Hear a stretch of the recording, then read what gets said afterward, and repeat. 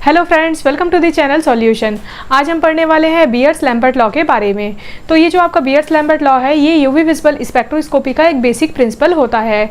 According to this law, when monochromatic light is passes through a medium, the decrease in the intensity of light is directly proportional to the concentration of solution and intensity of light।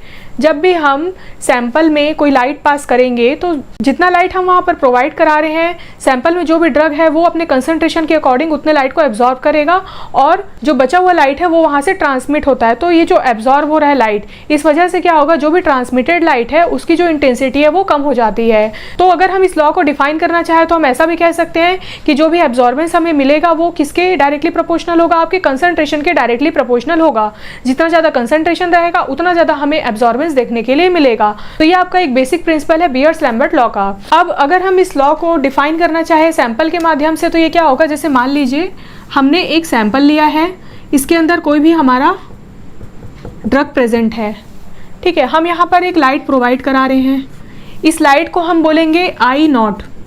ये है आपका incident light, क्योंकि हम इसमें इसे provide करा रहे हैं। अब सैंपल क्या करेगा, कुछ लाइट को एब्जॉर्ब कर लेगा और जो बचा हुआ लाइट है उसको यहाँ से ट्रांसमिट करेगा, जिसे हम रिप्रेजेंट करेंगे आई से, ठीक है। और इस सैंपल के अंदर जो भी ड्रग का कंसंट्रेशन है उसे हम सी से रिप्रेजेंट करेंगे। सी मतलब कंसंट्रेशन, और ये जो पाथ लेंथ है यानी कि कितना डिस्टेंस है इस लेंथ का, इस ट्यूब का, उसे कहा जाएगा एल या फिर पाथ लेंथ। तो ये आपका एक बेसिक डायग्राम है इस लॉ के अकॉर्डिंग। चलिए देख लेते हैं कि इस लॉ का क्या डेरिवेशन होता है। तो इसे अगर हम मैथमेटिकल फॉर्म में लिखना चाहें तो ये आपका हो जाएगा D I upon D L is directly proportional to I C, और यहाँ माइनस का साइन रहेगा क्योंकि यहाँ पर डिक्रीज हो रहा है। तो डी आई आपका क्या है, इंटेंसिटी ऑफ लाइट है आई, ठीक है। एल क्या है, आपका पाथ लेंथ है, और सी आपका है यहाँ पर कॉन्सेंट्रेशन। माइनस साइन इसीलिए लगाया क्योंकि यहाँ क्या हो रहा है, डिक्रीज हो रहा है इंटेंसिटी में, इसीलिए हमने यहाँ पर माइनस साइन लगाया है। तो इस लॉ के अकॉर्डिंग हमने ये फॉर्मूला यहाँ पर लिख लिया है। अब अगर हम इसको दूसरे तरीके से लिखना चाहें तो जब हम ये डायरेक्टली प्रोपोर्शनल के साइन को हटाएंगे तो इसकी जगह पे हम कॉन्स्टेंट ले सकते हैं। तो इसे हम इस तरीके से भी लिख सकते हैं, D I upon D L is equal to K. आपका ये जो प्रोपोर्शनल साइन है ये हटेगा तो इसकी जगह पे के कांस्टेंट आ जाएगा, तो हमें के ले लेना है यहाँ पर, और बाकी एज इट इज रह जाएगा आपका आई और सी। तो इस तरीके से हमने ये जो ऊपर का इक्वेशन है उसको हमने कांस्टेंट के फॉर्म में ले आया है। अब हमें इस इक्वेशन में क्या करना है, जितने भी इंटेंसिटी वाली चीज़ें हैं उसको हम एक साइड पे ले आएंगे। तो इसे हम इस तरीके से भी लिख सकते हैं, माइनस डी आई अपॉन ये वाला जो आई है इसे हम इस साइड पे ले आएंगे क्योंकि ये भी आपका इंटेंसिटी है और ये भी आपका इंटेंसिटी है। तो इसे हम इस तरीके से लिख सकते हैं, is equal to K C into ये जो डी एल है वो इस साइड पे आपका चले जाएगा, तो ये हो जाएगा आपका डी एल। तो हमारा ये वाला इक्वेशन यहाँ पर आ गया है। अब हमें क्या करना है, ये जो इक्वेशन हमें मिला है इसे हमें इंटीग्रेट करना है। तो इंटीग्रेशन का साइन आपको पता होगा, ये आपका इंटीग्रेशन का साइन होता है। इस इक्वेशन को हम यहाँ पर लिख लेंगे, minus D I upon I is equal to K C. क्योंकि ये आपका कांस्टेंट है तो इसे हम इंटीग्रेट नहीं कर सकते, इंटीग्रेट हम इस वैल्यू को कर सकते हैं। तो ये आपका हो जाएगा इंटीग्रेशन ऑफ डी एल, ठीक है। अब हम इसमें अपर लिमिट और लोअर लिमिट को पुट कर देंगे। तो इसका लोअर लिमिट हो जाएगा आपका I is equal to I not, और यहाँ पर आपका अपर लिमिट हो जाएगा I is equal to I, और इस साइड पे आपका लोअर लिमिट हो जाएगा एल इज इक्वल टू 0 और अपर लिमिट हो जाएगा L is equal to L, ठीक है। तो इस तरीके से हमने ये वाले इक्वेशन को इंटीग्रेशन के फॉर्म में लिख लिया है। अब हम इसे जब सॉल्व करेंगे इंटीग्रेशन को, तो जब हम इंटीग्रेशन को सॉल्व करेंगे तो यहाँ पर हमें मिल जाएगी नेचुरल लॉग की वैल्यू, जिसे हम रिप्रेजेंट करते हैं एल एन से, एल यानी कि नेचुरल लॉग। अब इसकी वैल्यू क्या हो जाएगी आपकी, आई अपॉन आई नॉट। जब इसे हम सॉल्व करेंगे तो ये हो जाएगा I upon I naught is equal to K C into, जब इसे हम यहाँ पर सॉल्व करेंगे तो हमें मिल जाएगा एल, तो ये हो जाएगा के सी एल, ठीक है। तो इस तरीके से हमने क्या किया है, इस वाले इक्वेशन को सॉल्व कर लिया है इंटीग्रेशन को, और हमें यहाँ पर वैल्यू मिल गई है नेचुरल लॉग के फॉर्म में। अब यहाँ पर हमें क्या करना है, माइनस का साइन लगा देना है क्योंकि ये जो वैल्यू हमें मिली थी वो माइनस के फॉर्म में मिली थी। अब हम क्या करेंगे, ये जो माइनस की वैल्यू है इसे हम हटाएंगे। तो जब माइनस हटाएंगे तो क्या हो जाएगा, आपका ये जो वैल्यू है वो उल्टा हो जाएगा। तो इसे हम लिख सकते हैं L N natural log I not upon I is equal to K C L, ठीक है। तो ये हमने लिख लिया है। अब हम क्या करेंगे, ये जो नेचुरल लॉग की वैल्यू है इसे हम लॉग में कन्वर्ट करेंगे। तो जब आपका नेचुरल लॉग लॉग में कन्वर्ट होता है तो इसकी वैल्यू हो जाती है 2.303 लॉग।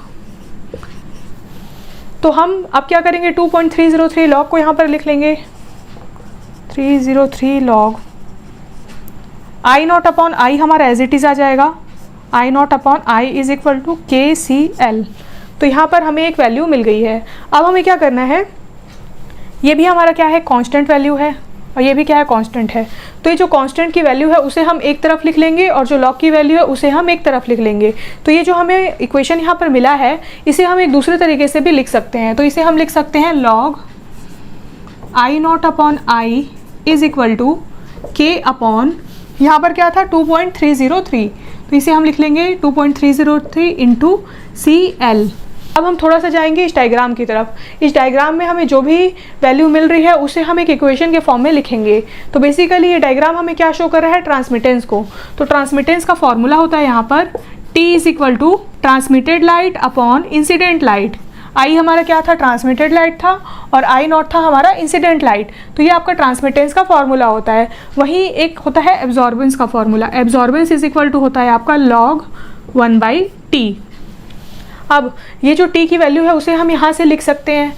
तो ये हो जाएगा आपका A is equal to log 1 upon I not, और इसे हम एक दूसरे तरीके से लिख सकते हैं A is equal to log, ये आपका ऊपर चले जाएगा तो हो जाएगा आई नॉट अपॉन आई। तो यहाँ पर हमें क्या मिला, एब्जॉर्बेंस का एक फॉर्मूला मिल गया है, वहीं एक हमें यहाँ पर ट्रांसमिटेंस का फॉर्मूला भी मिला है। अब आप ध्यान से देखिए, ये जो लॉग की वैल्यू लिखी है लॉग आई नॉट अपॉन आई, और यहाँ पर एब्जॉर्बेंस की वैल्यू भी क्या है, लॉग आई नॉट अपॉन आई। तो इस पूरे की जगह पे हम यहाँ पर क्या लिख सकते हैं, ए लिख सकते हैं। ए यानी कि एब्जॉर्बेंस इज इक्वल टू, ये जो आपका कांस्टेंट है K अपॉन 2.303, इस कांस्टेंट को हम एक दूसरे कांस्टेंट वैल्यू के साथ सब्सटीट्यूट यहाँ पर कर देंगे। तो हम इसकी जगह ले सकते हैं एप्सिलॉन, इसे हमने सब्सटीट्यूट किया है इसकी जगह पे, और बाकी हमारा क्या बच रहा है, CL। ठीक है, तो ये होता है आपका बियर्स लैम्बर्ट लॉ, जो कि क्या डिफाइन करता है, आपका जो एब्जॉर्बेंस है वो किसके इक्वल है, आपके कॉन्सेंट्रेशन के और पाथ लेंथ के। जितना ज़्यादा आपका कॉन्सेंट्रेशन होगा और पाथ लेंथ होगा, हमें उतना ही ज़्यादा एब्जॉर्प्शन यहाँ पर मिलेगा।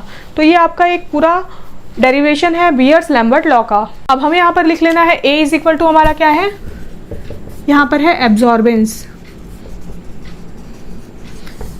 C हमारा है कॉन्सेंट्रेशन, L है हमारा पाथ लेंथ, ठीक है। आई भी लिख सकते हैं हम, आई हमारा था इंटेंसिटी ऑफ लाइट, टी था हमारा ट्रांसमिटेंस, और के था हमारा कांस्टेंट। तो इस तरीके से हमने यहाँ पर क्या किया, बियर्स लैम्बर्ट लॉ को डिराइव कर लिया है। चलिए देख लेते हैं कि बियर्स लैम्बर्ट लॉ में क्या क्या डेविएशन हो सकते हैं। तो डेविएशन की अगर हम बात करें तो दो तरह के डेविएशन हो सकते हैं यहाँ पर। एक हो सकता है आपका रियल डेविएशन, और दूसरा टाइप होता है केमिकल डेविएशन। रियल डेविएशन आपका क्या होता है, अगर कॉन्सेंट्रेशन हाई हो, हमने ये जो सैंपल लिया है ड्रग का, अगर इसमें ड्रग का कॉन्सेंट्रेशन बहुत ही ज़्यादा हाई होगा तब रियल डेविएशन हो सकता है। इस केस में क्या होता है, particles are too close. Concentration अगर ज़्यादा है तो जो भी पार्टिकल्स हैं उस सैंपल के अंदर वो काफ़ी क्लोज होंगे। इससे क्या होगा, affect the charge distribution and extent of absorption. अगर पार्टिकल्स बहुत ही ज़्यादा क्लोज होंगे हाई कंसंट्रेशन में, तो जो चार्ज का डिस्ट्रीब्यूशन है वो भी अफेक्ट होगा, और इसकी वजह से क्या होगा, जो एब्जॉर्प्शन है वो भी अफेक्ट होगा। और इससे क्या हो सकता है, डेविएशन फ्रॉम लीनियर रिलेशनशिप। जो भी एक लीनियर रिलेशनशिप हमें मिलता है ग्राफ में, जिसे हम एब्जॉर्प्शन वर्सेस कॉन्सेंट्रेशन के बिहाफ में लिखते हैं, तो उसमें हमें क्या मिल सकता है, डेविएशन देखने के लिए मिल सकता है। इसका कहने का मतलब ये है कि जैसे मान लीजिए हमारे पास एक ग्राफ है ये, और हमें ये निकालना है कॉन्सेंट्रेशन वर्सेस एब्जॉर्बेंस। तो एक लीनियर रिलेशनशिप इस तरीके से मिलेगा, जिसे हम यहाँ पर A लिख देते हैं, B और C। तो देखिए यहाँ पर क्या हो रहा है, जो लीनियर रिलेशनशिप हमें क्या मिलना चाहिए, ए मिलना चाहिए, सीधा जाना चाहिए हमारा लाइन। लेकिन अगर पार्टिकल्स बहुत ही ज़्यादा क्लोज होंगे, या कह सकते हैं हाई कंसंट्रेशन में पार्टिकल्स रहेंगे, तो हमें डेविएशन मिल सकता है। या तो वो इस तरफ जा सकता है, सी की तरफ जा सकता है, या फिर बी की तरफ जा सकता है। हमें एक लीनियर रिलेशनशिप नहीं मिलेगा एब्जॉर्बेंस और कंसंट्रेशन के बीच में। तो हमें क्या करना है, बहुत ही ज़्यादा हाई कंसंट्रेशन का सॉल्यूशन नहीं लेना है, वरना हमें इस तरीके का ग्राफ नहीं मिल पाएगा। दूसरा इसमें होता है केमिकल डेविएशन। अब केमिकल डेविएशन बहुत सारे कारणों से हो सकता है। पहला कारण ये होता है कि dissociation of molecule due to high dilution, मान लीजिए हमने बहुत ही ज़्यादा डाइल्यूट फॉर्म में अपना सैंपल बनाया है, तब क्या होगा, बहुत ही ज़्यादा डाइल्यूशन होने के कारण उसमें हो जाएगा मॉलिक्यूल का डिसोसिएशन। मॉलिक्यूल्स बहुत ही ज़्यादा दूर दूर रहेंगे, काफ़ी ज़्यादा डाइल्यूटेड फॉर्म में रहेंगे। तो इस कंडीशन में भी क्या हो सकता है, जो भी एब्जॉर्बेंस हमें मिलना है वो अफेक्ट हो जाएगा। सेकेंड कारण हो सकता है association of molecule due to turbidity. अगर हमने जो भी सैंपल यहाँ पर बनाया है वो प्रॉपरली क्लीन नहीं है, अगर उसमें किसी भी तरह की टर्बिडिटी प्रेजेंट है, तो उसकी वजह से जो मॉलिक्यूल है वो उस टर्बिडिटी के साथ एसोसिएट हो जाएंगे और इससे हमारा एब्जॉर्प्शन बदल जाएगा। तो हमारा जो भी सैंपल रहेगा उसमें किसी भी तरह की टर्बिडिटी नहीं होनी चाहिए। नेक्स्ट है चेंजेस इन पीएच।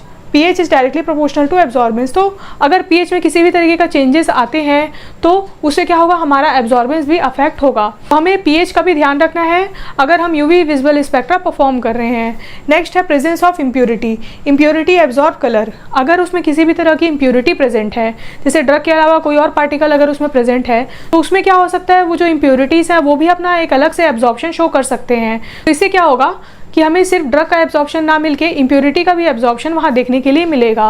तो हमें इस तरह की चीज़ों को अवॉइड करना है ताकि हमें एक अच्छा ग्राफ मिल पाए। तो हमारे किसी भी सैंपल में इम्प्योरिटीज़ प्रेजेंट नहीं होनी चाहिए। नेक्स्ट है इसमें कंसंट्रेशन रेशियो। वेरी हाई और very low concentration causes deviation.